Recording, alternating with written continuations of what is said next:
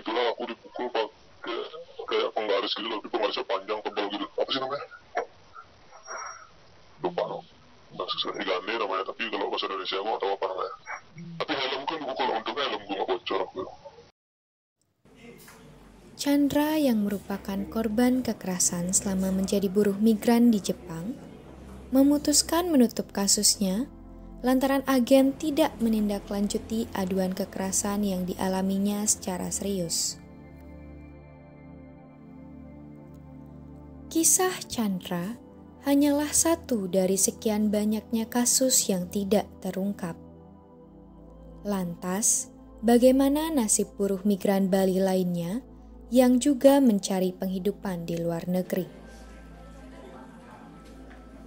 Menurut pihak Balai Pelayanan Perlindungan Pekerja Migran Indonesia (BP3MI Bali), pasca pandemi COVID-19, jumlah masyarakat Bali yang menjadi buruh migran melonjak hingga sekitar 9.700 orang. Anak Agung Gede Indra Hardiawan, selaku Kepala BP3MI Bali, juga turut menyampaikan beberapa motivasi masyarakat Bali yang memutuskan untuk menjadi buruh migran ke luar negeri.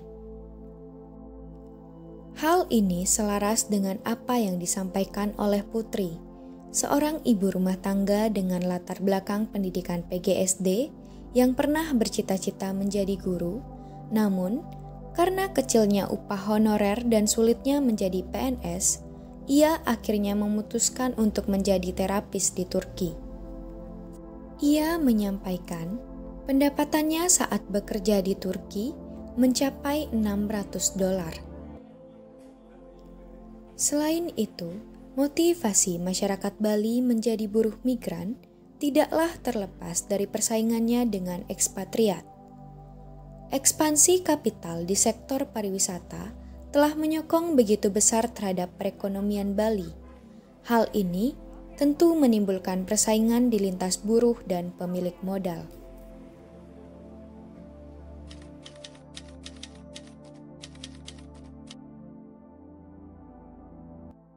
Ninengah Budawati, selaku Direktur LBH BWCC, menyatakan pelanggaran hak-hak buruh dapat dikenai sanksi hukum apabila memenuhi unsur-unsur tindak pidana.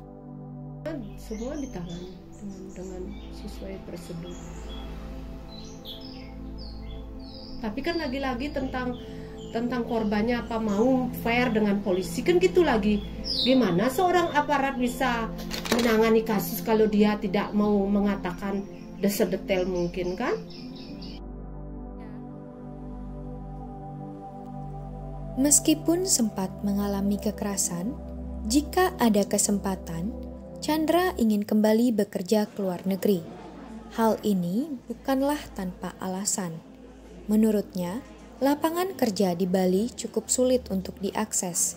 Butuh koneksi khusus yang menghubungkan pelamar kerja dengan pemberi kerja. Bahkan, jika ada lapangan pekerjaan yang mudah untuk diakses, Chandra menyampaikan buruh akan mengalami kerja ganda dan tekanan tinggi selama bekerja. Melihat ini, perlu ditelusuri kembali peluang-peluang pekerjaan masa depan di Bali.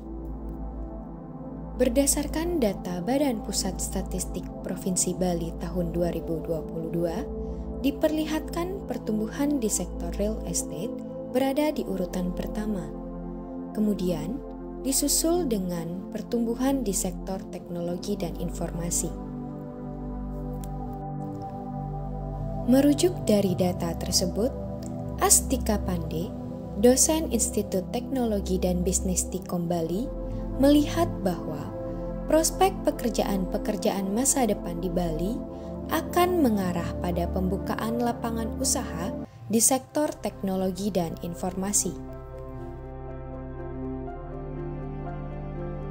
Namun, seberapa siapkah kita menghadapi persaingan pekerjaan-pekerjaan masa depan di Bali di tengah perkembangan bisnis berbasis teknologi dan informasi?